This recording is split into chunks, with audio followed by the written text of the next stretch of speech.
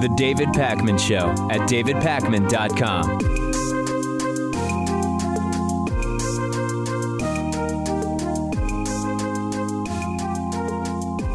What a weekend.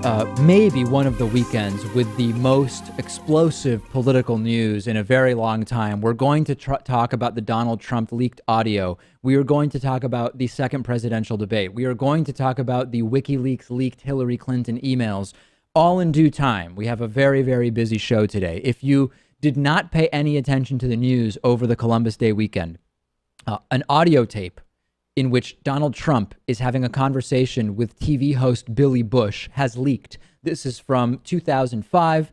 In it, Trump is heard using everything from sexually aggressive to lewd language, including comments that sound like he's talking about doing what he wants to women sexually, regardless of what it is that they want based on his celebrity status. Let's listen to just a little bit of the tape.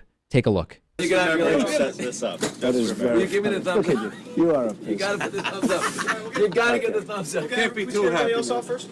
Yeah, let me. It's very funny. You gotta give me the thumbs up. You and I will walk down. Oh my God. Maybe it's a different one. Better not be the publicist. No, it's her. Yeah, that's her, with the gold. I gotta use some Tic Tacs just in case I start kissing her. You know, I'm automatically attracted to beautiful. I just start kissing them. It's like a magnet. You just, like, I don't even wait. And when you're a star, they let you do it. You can do anything. Whatever you want. Grab them by the pussy. I can do anything. Yeah, I'm not going to play all 3 minutes. I do want to tread carefully for our affiliate stations and the FCC restrictions that they have. Fortunately, no restrictions on cringe, because if so, this video would not be allowed anywhere.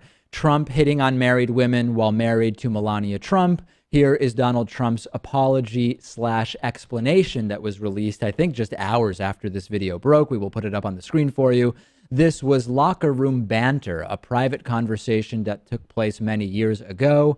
Bill Clinton has said far worse to me on the golf course, not even close. I apologize if anyone was offended. Apologizing if anyone was offended is not the same as actually just apologizing. Most importantly, however, Bill Clinton is not running for president of the United States. Even better is Melania Trump's statement about this. We'll put up a quote from Melania Trump, who on Saturday said, quote, "The words my husband used are unacceptable and offensive to me. This does not represent the man I know. He has the heart and mind of a leader. I hope people will accept his apology as I have and focus on the important issues facing our nation and the world."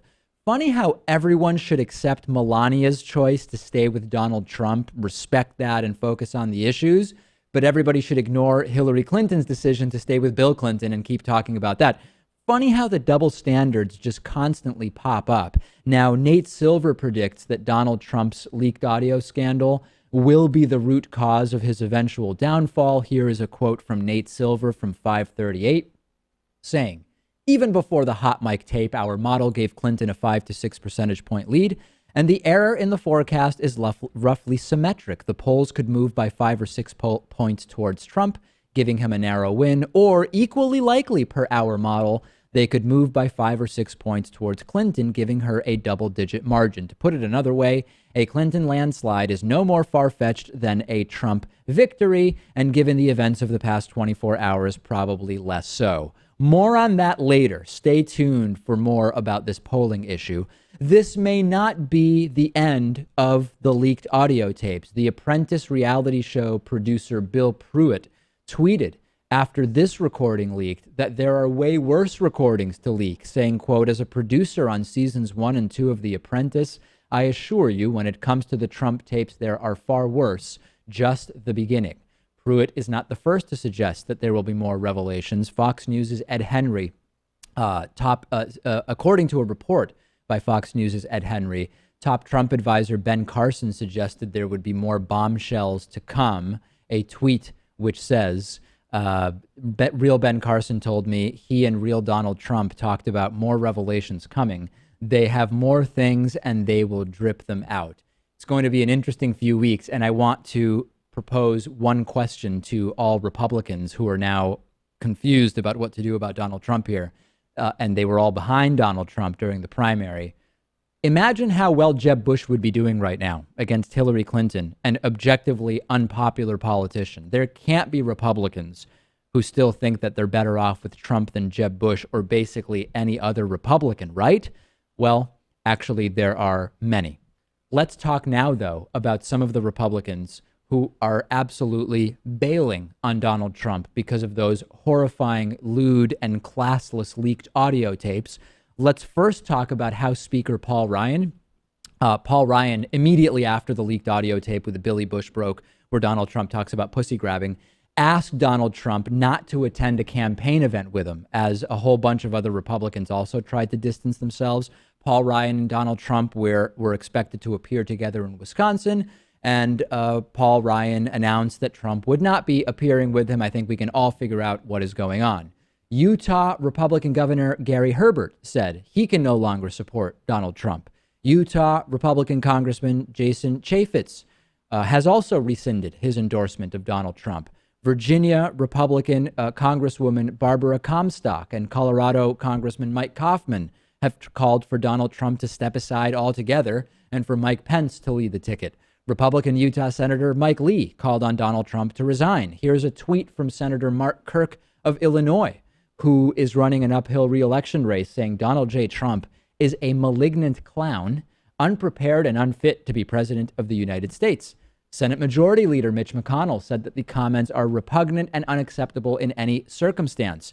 Let's go to a tweet from Mitt Romney, the 2012 Republican nominee, who has been critical of Trump, saying, hitting on married women, condoning assault, such vile degradations demean our wives and daughters and corrupt America's face to the world. What about former Republican presidential candidate Senator Marco Rubio? He's not happy either, tweeting that Donald's comments were vulgar, egregious, and impossible to justify. No one should ever talk about any woman in those terms, even in private. And then John McCain, Arizona Republican Senator John McCain, who Trump said is not a hero because he was captured and was a prisoner of war, saying, but Donald Trump's behavior this week, concluding with the disclosure of his demeaning comments about women and his boasts about sexual assaults, make it impossible to continue to offer even conditional support for his candidacy. Cindy, with her strong background in human rights and respect for women, fully agrees with me in this. Cindy and I will not vote for Donald Trump. I have never voted for a Democratic presidential candidate, and we will not vote for Hillary Clinton. We will write in the name of some good conservative Republican who is qualified to be president. And John Huntsman, the former governor of Utah, ran for president as a Republican in 2012, called on Donald Trump to withdraw from the race altogether. Well, it's crazy. You grab a few pussies and nobody wants to shake your hand or stand next to you all of a sudden. A New York Times reporter phoned into the Rachel Maddow show and said that there are preparations being made for Donald Trump stepping down, although Donald Trump said completely unequivocally that he is not stepping down. What we do know has already happened is that the Republican National Committee has stopped at least some financial support of Donald Trump. There was an internal email obtained by Politico that was leaked from Republican National Committee staffer Lauren Toomey, who said, stop all spending related to the Victory Campaign. This is a campaign that does mail projects primarily, but also other stuff for the Republican nominee, saying in the subject line, quote, hold all projects. This is a key project for helping Trump win the election. This is bad. This is really, really bad for Donald Trump, unprecedented in some ways. And we will see what ultimately happens. I have new polling for you later in the show, and Republicans are jumping ship like we have not seen before from an official presidential nominee. Real quick, I want to intern Noah Ferguson put this together for us on very short notice after the Donald Trump pussy grabbing audio leaked. We, of course, immediately realized that Donald Trump's comments that no one has more respect for women than him could not possibly be true. Here is just a quick summary, a quick compilation of some of Trump's sexism and insulting women and just absolute nuttiness that Noah Ferguson put together for us. I don't want to sound too much like a chauvinist, but when I come home and dinner's not ready, I go through the roof, okay? We get along very well, and there's not a lot of disagreement because ultimately Ivana does exactly as I tell her to do. I think that putting a wife to work is a very dangerous thing. Well, you know, pregnancy is never, it's certainly an inconvenience for a business. I don't think Ivanka would do that inside the magazine, although she does have a very nice figure. Right. I've said that if Ivanka weren't my daughter, perhaps I'd be dating her. You know. Stop it! Oh, it's so weird. Stop. You know what? You are sick. Isn't it terrible? Yeah. No, how Well, you terrible. know- Well, Rosie O'Donnell's disgusting. I mean, both inside and out. Rosie's a person that's very lucky to have her girlfriend. And she better be careful or I'll send one of my friends over to pick up her girlfriend. Why would she stay with Rosie if she had another choice? Last week in Rolling Stone magazine, Donald Trump said the following about you, quote, "Look at that face. Would anyone vote for that? Can you imagine that, the face of our next president?" I'll go backstage before a show. Yes. And everyone's getting dressed and ready and everything else. And, you know, no men are anywhere.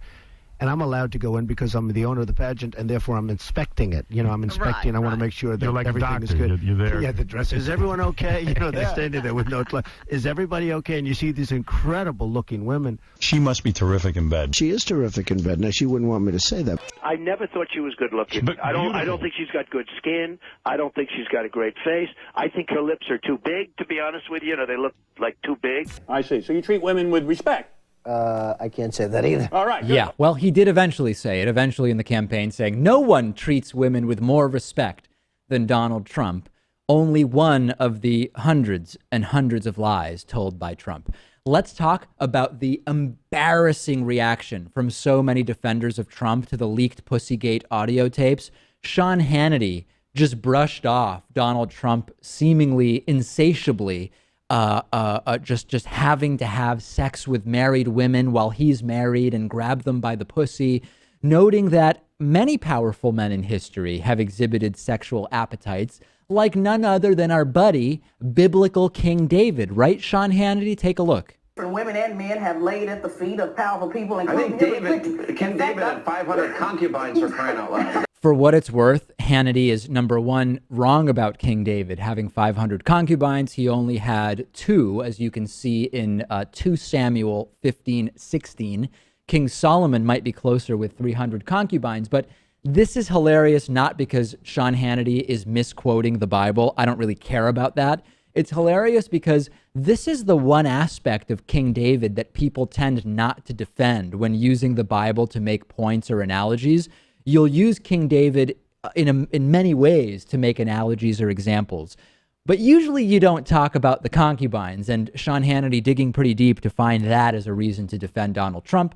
And then, of course, we have Washington State Republican Party Chair Susan Hutchison, who had a hilarious and almost brilliant defense in terms of how stupid it is. She tweeted, she tweeted that Trump's comments were made when he was a Democrat. This comment gets the gold medal in mental gymnastics. Appoint this woman to White House press secretary if you win Donald Trump, because I've never heard gymnastics more deserving of a gold medal than that. That's before Trump called on the Lord, was saved, and I guess baptized in what we might call Republic Christianity, or learned the teachings of supply side Jesus, or had a trickle down baptism or something. Of course, by this logic, the majority of Trump's key moments in business also happened when he was a Democrat. So those credentials should be ignored in evaluating his candidacy for president since he's now a Republican. I've not seen anything like this, Pat. I mean, this is off the wall, isn't it? Yeah, you can tell they're in crisis mode now. And they love to go to the point that, well, these are just words. There's no actions behind this. We see more and more of the actions coming out. There's the people from The Apprentice claiming that he sexually assaulted them. Right. The women from the beauty pageant saying that he would kiss them unwantingly. There's a lot coming out about this. There's no shortage of actions that go along with those words. And then lastly, this is my favorite clip. A Trump apologist told Republican Ana Navarro, and Ana Navarro is really smart. I think she's incredibly bright. She was using the word pussy, and Scotty Nell Hughes, a Trump supporter, said, "Don't use that word because it's offensive." In a discussion where she was defending Trump's use of the word. Take a look at this video. My choice is to consider him a disgusting man who has consistently disgusted me from the first day of this campaign. And I think that every single Republican is going to have to answer the question, what did you do the day you saw the tape of this man boasting about grabbing a woman's pussy? Period. Okay. All right. Will you please stop saying that word? My daughter is listening. Yeah, and you know we're what, not Scotty? gonna You know what, Scotty? Don't tell me you're offended when I say pussy, but you're not offended when Donald Trump says it. I'm not running for president. He is. When Republicans are shaming other Republicans on national television, you know things are crazy. The Republicans are completely self-cannibalizing here. It is wild, and we will talk a little bit later about the impact that this is having in the polls. I'm on Twitter at @dpacman. It is a huge, busy news day today, and we'll be here with debate coverage next. The David Pakman Show at davidpakman.com.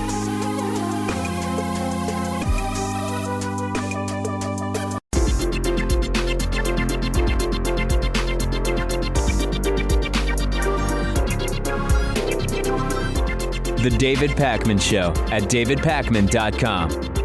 Today's new member of the day is Amy McQuillan. Amy, thank you so much for being a David Pakman Show member. And you can, of course, sign up at davidpakman.com/membership. Two quick announcements. One, we have a project, a critical thinking sort of class that we've been developing. It's going to be a 20-part class for YouTube. And we love to work with some kind of animator or graphics person who would want to work with us on this. If you want to volunteer your time, that's great if you would do it, but you have a price in mind to do some on-screen visuals for this project, that's okay too. Get in touch. I know we have a lot of animators and graphics people in the audience. That is number one. Number two, we would like to get some kind of standard meme template for quotes from the show. A lot of times people email me. They say, hey, you had this quote, David, and I want to turn it into a meme. Do you have some standard David Pakman Show meme template that I can use? And I don't. So if you're a graphics person and you want to throw something together, that would be fantastic. And then we can start making it available to people that want to create their own memes. All right. The second presidential debate in St. Louis over the weekend, moderated by Martha Raddatz and Anderson Cooper. So far, we've had the first of 3 presidential debates and the one and only vice presidential debate. On Sunday, we had the second presidential debate. It was a very depressed and sort of somber Donald Trump, who proved to be completely classless in every single way, bizarrely stalking behind Hillary Clinton throughout the debate, looking dark, looking truly depressed, dark, and almost just resentful and angry.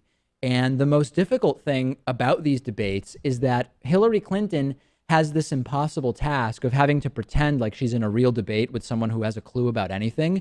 And that can be really tough. Hillary Clinton had to keep this face on, knowing that there was a reaction shot of her for a lot of the debate, where she had to act like Donald Trump was even a remotely reasonable person who knew anything, and he didn't. And that was really tough. Trump, in his first answer, managed to connect the leaked audio Pussygate comments to ISIS, which I don't think we've seen before. I don't know that we'll ever see again in our lifetimes. And in my head, the way I was hearing the questions go from Trump to Clinton, from the moderators would go to Trump, he would just rant unintelligibly.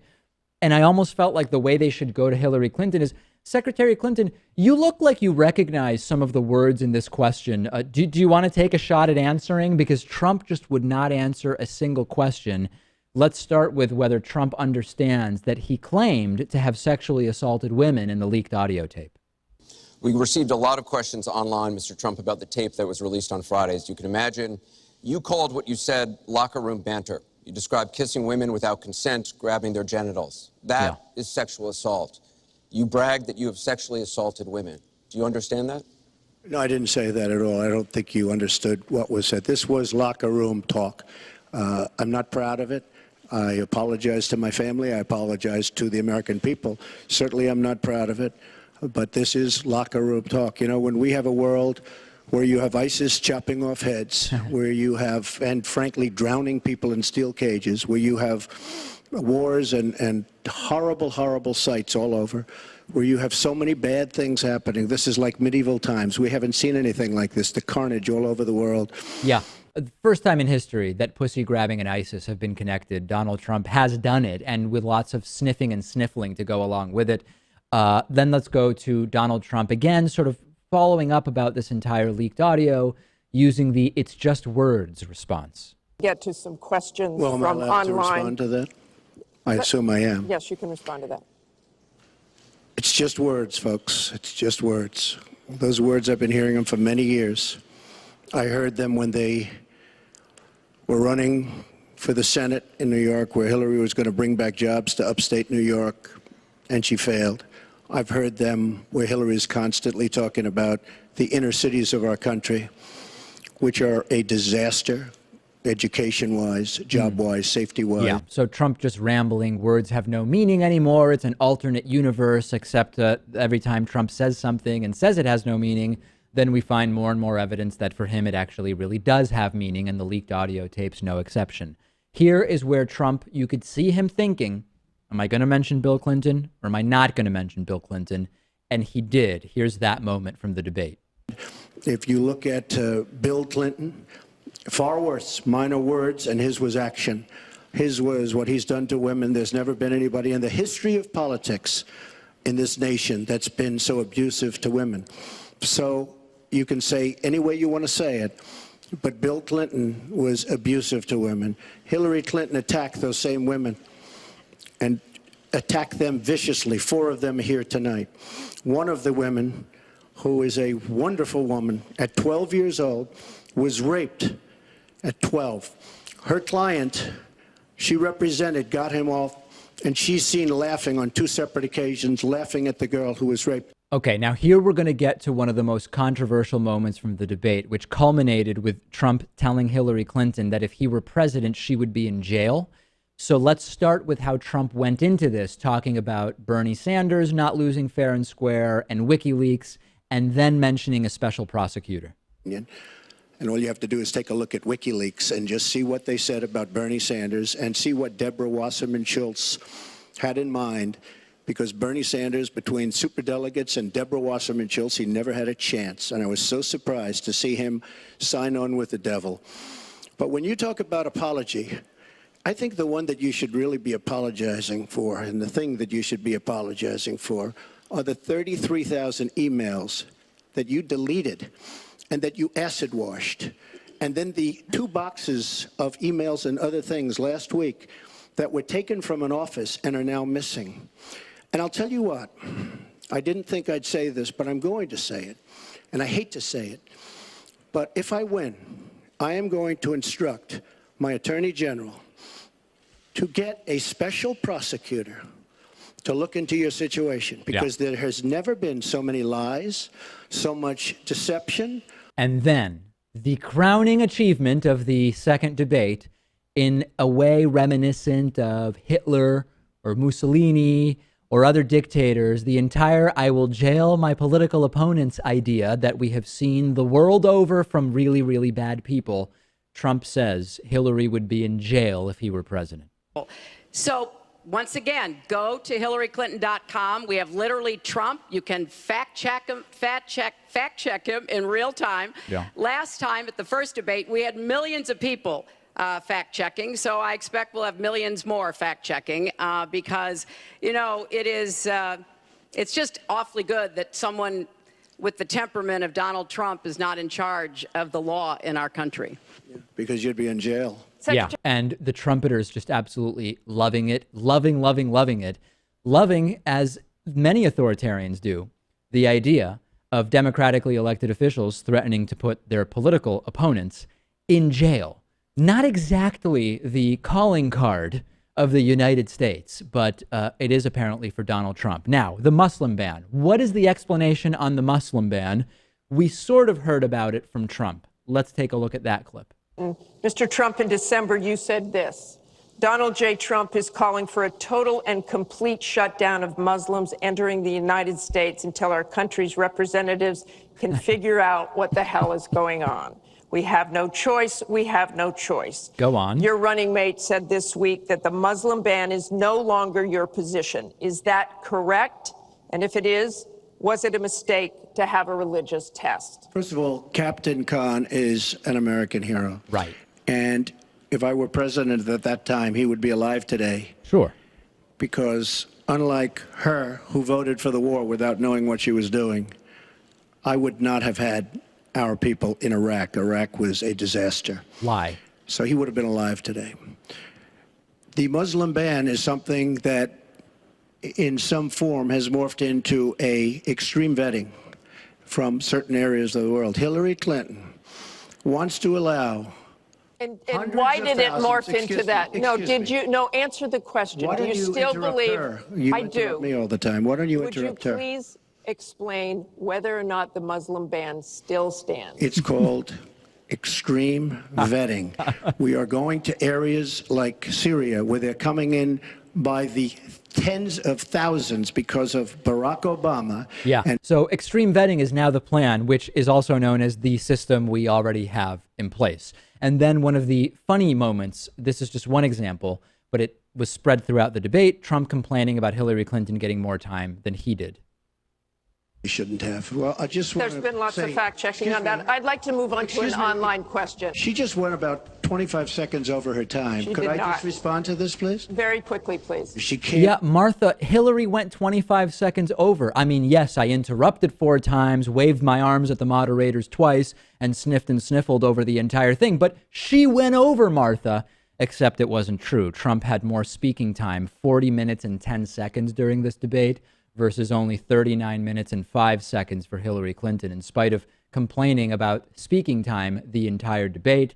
And then I'm going to present this to you as Trump's strongest moment of the debate. It's only 11 seconds, okay? I had to dig really deep to find a strong moment. This, I believe, was Trump's strongest moment in the debate. Take a look. She complains that Donald Trump took advantage of the tax code. Well, why didn't she change it? Why didn't you change it when you were a senator?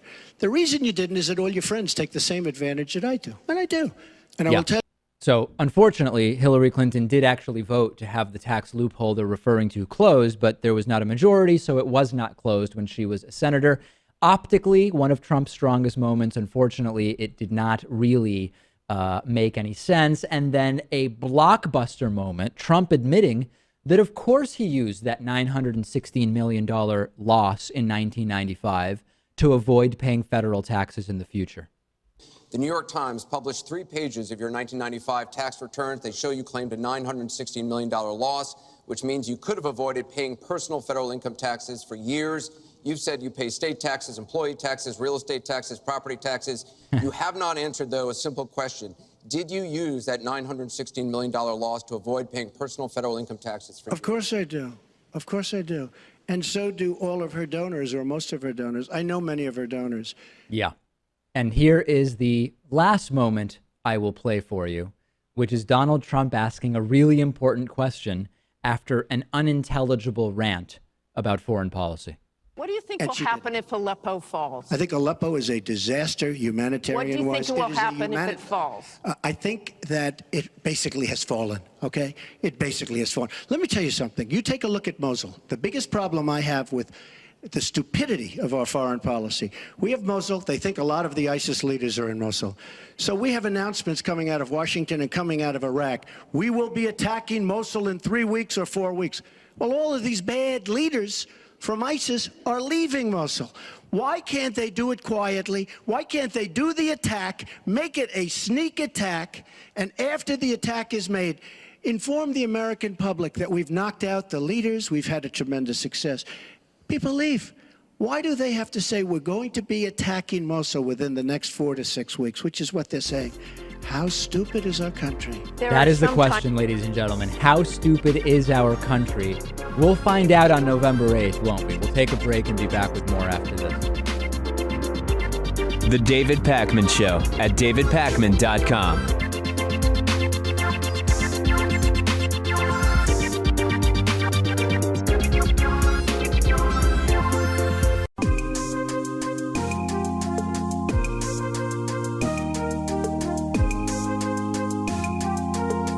Welcome back to the David Pakman Show.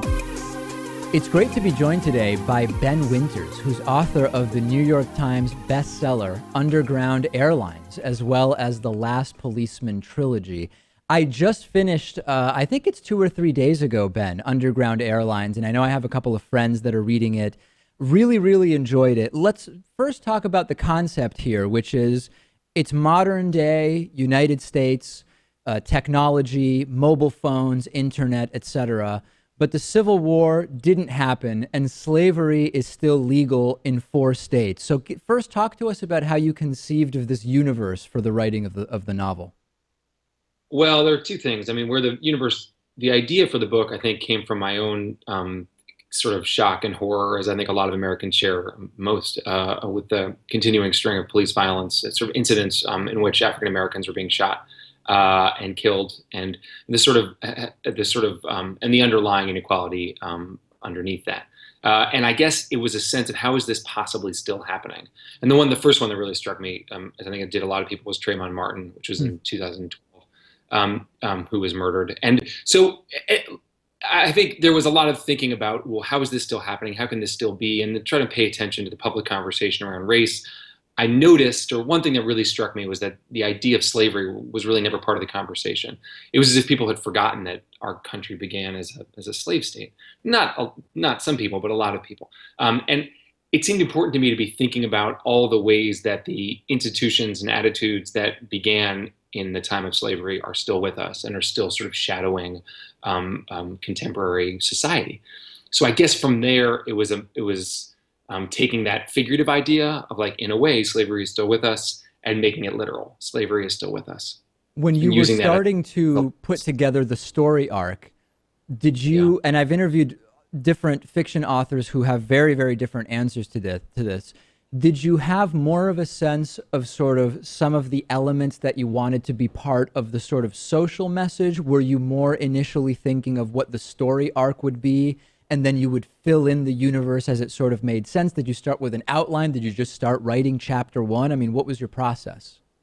Definitely, there was an outline, although the outline quickly gets thrown away and then revised and then thrown away again and then revised. There's a lot of going back and forth. I think for this book, it was really important to me that it neither be a bunch of social messages hitting you over the head. You know, it couldn't just be a pamphlet. It couldn't just be, here's my ideas, here's what I think is wrong with America, because that would be boring. It would be moralizing, and it wouldn't be a good read.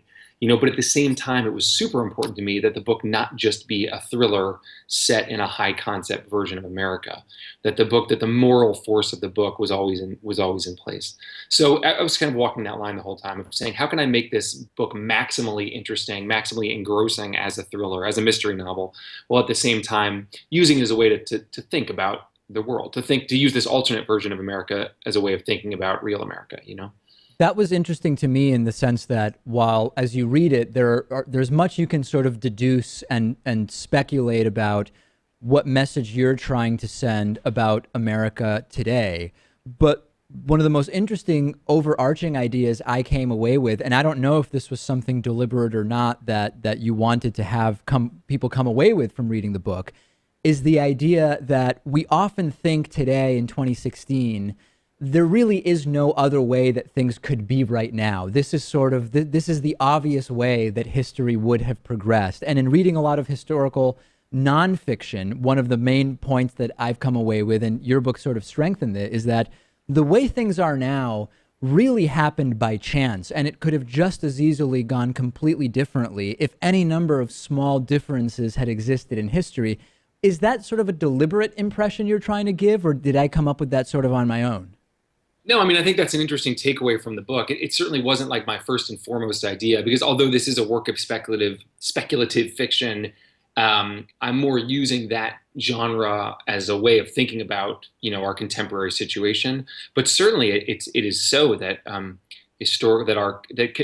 contemporary reality is always the result of these contingencies, of these extremely happenstance, you know, turns of, you know, these things that happen that. Who knows what would have happened if Lincoln really was assassinated earlier, or if he was never assassinated? Like how might Reconstruction have gone differently if Lincoln had lived? Or, you know, World War I was started by this chance of this one political assassination. But then you think, well, but if these forces were going to collide, they were going to collide eventually anyway. Really interesting. People love to talk about the Civil War, and people say, well, you know, it was really a waste of life because slavery eventually would have withered away anyway. And that, I think, is one thing that I'm definitely poking at with this novel, and trying to think about the ways that, in fact, slavery might very well have continued, maybe if not until the present day, certainly for a lot longer than people like to think, because of the forces that were sort of aligned behind it. So Yeah, it's an interesting thing to think about, all the ways that we get to where we are. I want to talk to you about some of the reactions that you may or may not have received to the book. And the sort of context for these questions is that when I've sometimes done commentaries about anything from Black Lives Matter to other topics of sort of national newsworthiness, sometimes my identity has been used as a way to sort of dismiss my perspective, right? How could I possibly be in a position to comment on issue A, B, or C because of my perceived white male identity? The main character in your book is Black, and of course we're talking here about an alternate history that includes slavery for much longer than we had it in the real world. Have you received any critiques because you, as a white guy, someone felt you were not the right person to be writing this story? Oh, sure. Oh, yeah. Certainly. Well, there are two sort of facets of it. And one was the criticism that I was, or pushback that I had been expecting and anticipated was exactly that. Well, what sort of, is it appropriate for I as a white person to be writing this book? But then also there was the issue of, sort of related issue of, there are Black authors, plenty of Black authors out there, many of whom have written about slavery and often in a sort of science fiction context, as I'm doing here. And like Octavia Butler and Walter Mosley had a book. And I think there was a questioning of, why is my book getting this sort of level of attention? Is that because I'm white? And, you know, I tried to, and I continue to try to like look at those criticisms honestly and respectfully and answer them as forthrightly as I can. Because I think that is the only appropriate role for a white person who is trying to engage with race. It's tough because I think that as white people, we have not only a responsibility, but a high responsibility, a high level of responsibility to think about racial discrimination and inequality and to engage with it, which to my mind means reckoning with the history of slavery. And though I obviously did not hold slaves and my ancestors didn't happen to be here and hold slaves, by the fact that I am white, I have enjoyed, consciously or not, privilege throughout my life in this country. The privilege that comes from the discrimination against other people. So that puts me in a position where it is beholden upon me to engage with these issues and to think about them and to struggle for racial equality. And that may put me in a position where people say, who do you think you are? Why are you inserting yourself in this conversation? And you know, my answer to that is, this is our conversation to have, not us as white people, but us as Americans, Black and white. And I think we have to be able to all engage with it. So that's as far as sort of your identity, and that's interesting. What about as far as the concept of the story and the way in which you've chosen to say, if history had gone differently? Have you heard from anybody who says, I sort of find the idea, the concept, the universe you've created to be either offensive or insensitive in some way? No. I mean, I'm sure there are people who have found it to be sort of shocking and upsetting, but I think that because, unfortunately, the universe that I portray in the book is in so many ways tragically similar to the universe that we actually inhabit, I don't think that people were like, how could he possibly have thought of this? I think, unfortunately, most people were like, God, that's really uncomfortable because, like, the hero in my book is pulled over and body searched because he's Black. Well, guess what? That happens all the time. You know, my hero in the book has to carry his papers with him because his papers are going to be checked. I mean, like, we have people now struggling to make sure that Black people can't vote because they don't have the proper kind of ID. Like, we live in a world that is not nearly far enough away from the world of the America that I describe in this novel. And I think that is what is unsettling to people, not some idea of, well, what does this guy think? Does he want there to be slavery? I don't think you would have to really bend over backwards to think that I, as the author, am arguing that this would be a better, reality. I think it's fairly self-evidently a critique or a way of thinking about where we actually are, I will remind you, we've been speaking about the New York Times bestseller Underground Airlines. We've been speaking with the book's author, Ben Winters, who is also author of the Last Policeman trilogy. Ben, thanks so much for talking to me. Really enjoyed the book, and it's been a pleasure speaking with you. Pleasure. Thanks a lot for your time, David. The David Pakman Show at davidpakman.com.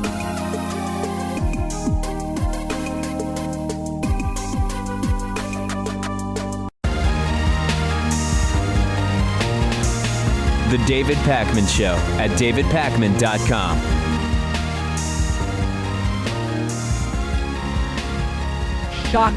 Shocking new NBC News Wall Street Journal poll has Donald Trump 14 points behind Hillary Clinton, 11 points behind if you include Gary Johnson and Jill Stein. Let's take a look at a number of recent polls according to Real Clear Politics and the Real Clear Politics average. As you can see, Hillary Clinton leading by an average of 6.5 percentage points and up 14 in a recent NBC News Wall Street Journal poll. And as you look at that graph, you see that over the last, just the first 10 or so days of October, Donald Trump's polling numbers falling off of a cliff and Hillary Clinton steadily climbing. Now, remember, sometimes people see, oh, Hillary's winning by an average of 6.5, and you've got a margin of error of 4 or 5. So maybe Hillary Clinton's basically tied or winning by 2. That's possible. But as Nate Silver told us, plus 6.5 with a margin of error of 5 means that Hillary Clinton is just as likely to be winning by 11.5, which would be, needless to say, a historic defeat for Donald Trump if that were to hold. How has the 538 election forecast changed over recent days? Well, it continues to increase for Hillary Clinton. As of this morning, Hillary Clinton currently with an 84% chance of being the next president of the United States.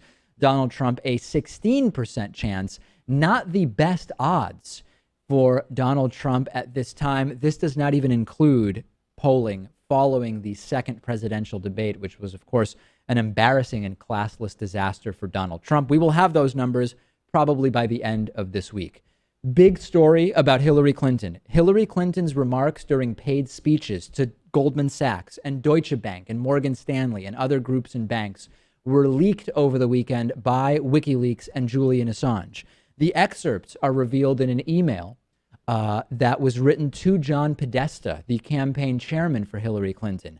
Now, I have to tell you, I think the Republicans messed up this entire speech thing because there are statements from these emails which confirm what we all knew. Hillary Clinton is a center-left to center-right, status quo, plutocratic Democrat. And we knew that already. And for example, there is a quote of Hillary Clinton admitting that she is out of touch because she's been rich for a long time.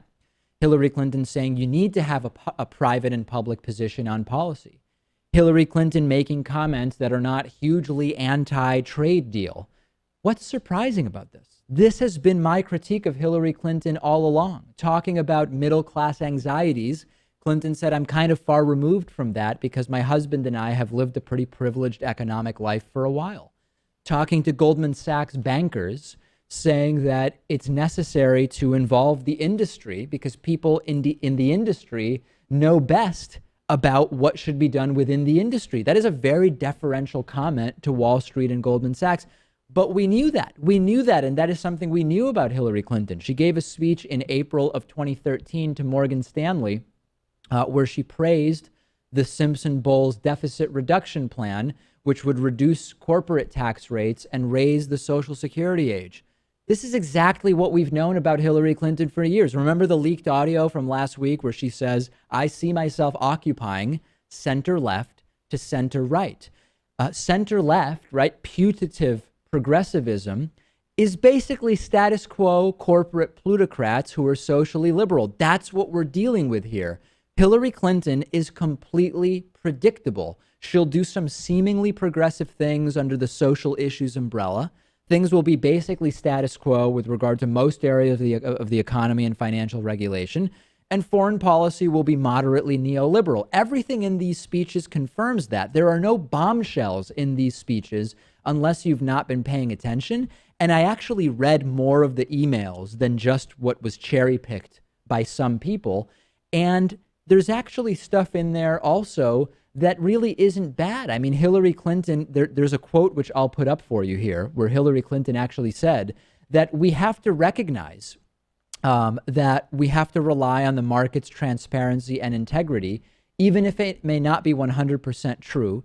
If the perception is that somehow the game is rigged, that should be a problem for all of us, and we have to be willing to make that absolutely clear. If there are issues, if there's wrongdoing, people have to be held accountable, and we have to try to deter future bad behavior. That's Hillary Clinton to Deutsche Bank.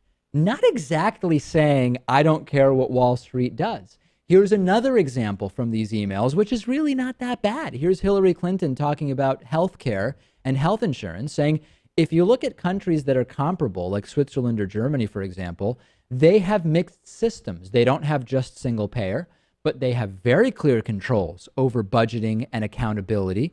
If you look at the single payer systems like Scandinavia, Canada, and elsewhere, they can get costs down because, although their care, according to statistics, overall is as good as better as good or better on primary care in particular, they do impose things like waiting times. It takes longer to get like a hip replacement than it might here. This is not exactly right, but this is not crazy right-wing talk. And I think, Pat, that this backfired because what the angle on this should have been Hillary got rich giving speeches to banks based solely on being a politician. That's really the critique I would make. But Republicans can't make that critique because they get rich the same way. And the content of these emails, I've been paying attention. This is exactly what we expected about Hillary Clinton. Absolutely. And she uses kind of coded, deliberate language. She does it kind of subtly, too. But she's still communicating the message that she's not going to rock the boat and she's not going to be a proponent of change for this sort of thing. When we look at what Hillary Clinton has said to the public, it's abundantly clear that she is a status quo, moderate politician, slightly to the left of moderate Republicans. When we now see what Hillary Clinton said to the Wall Street firms and the banks, etc., we see that, yes, she uses a slightly different vocabulary when talking to them, but even still, she is completely predictable in terms of what we can expect with Hillary Clinton as president. Do I champion this? Am I blind to the reality that Hillary Clinton is not a progressive Democrat? Of course not. Of course not. But if you were counting on bombshells from these speeches, that has now been completely deflated. And I don't know what we're going to get out of these speeches that we didn't already know. And I think that Republicans now have absolutely nothing because, number one, they are guilty of all the exact same stuff to a worse degree. And number two, they can't critique the fact that she did the speeches because they do the exact same thing. I have a voicemail number. That number is 219-2-DAVID-P. Let's take a listen to this voicemail that came in. Hi, David. I have a question about something you said. I believe it was October 4th or October 5th, I forget. But you said that if someone votes for Trump, it's either because they're uninformed, incompetent, or mentally deficient. And I understand uninformed, but my question is on the incompetent. And isn't calling Trump supporters incompetent or mentally deficient, doesn't that further the divide between left and right? Doesn't that make politics more polarizing than it already is? And I understand you're a rational thinker, I get that, but I just want to hear some of your opinions on this. Thank you. Listen, you may be right. This show is not done for optics, right? So just because I think it would be one of the worst imaginable things for Donald Trump to be president of the U.S., I'm not going to pretend that WikiLeaks didn't leak Hillary Clinton's speech transcripts and that I avoid talking about them because they might hurt Hillary Clinton. This is not a show done for optics. And if that's what I think about Donald Trump supporters, that's what I'm going to say. I am not going to be ultimately responsible for whether political polarization continues, although I don't deny that using that language probably isn't going to bring in too many Trump supporters to my side or whatever. But this is not a show that I do for optics. And I get it. The optics of me saying, if you're voting for Trump, you must really be clueless. It's not good optics, but I'm not running for anything. And I'm just going to call it like I see it. On the bonus show today, Germany will pay convicted gays 30 million euro to compensate men that were jailed for their sexual orientation under a historic law. We will also get a Lewis update. I saw Lewis over the weekend. I'll tell you what Lewis is up to. And also, I've got an Alex Jones story for you that I think you will enjoy. davidpakman.com/membership. The bonus show is available every day. Just sign up and you'll get instant access.